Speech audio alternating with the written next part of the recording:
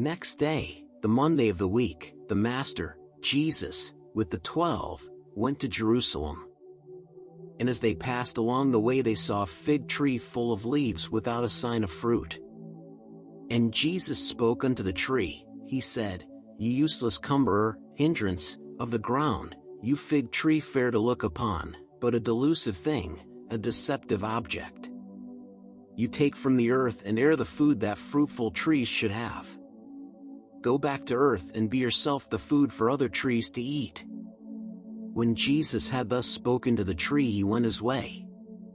And when he reached the temple, lo, look, the rooms were filled with petty merchants selling doves and animals, and other things, for sacrifice. The temple was a mart of trade.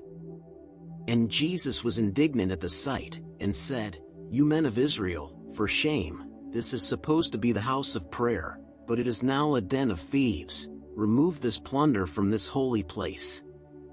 The merchants only laughed and said, We are protected in our trade by those who bear the rule, we will not go.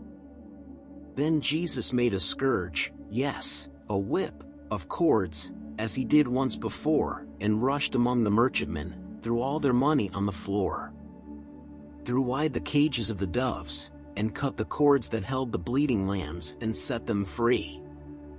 And then he drove the merchants from the place, and with a clean, new broom he swept the floors. Chief priests and scribes were filled with wrath, but feared to touch or even to rebuke the Lord, for all the people stood in his defense.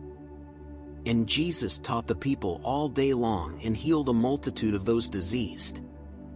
And when the evening came he went again to Bethany,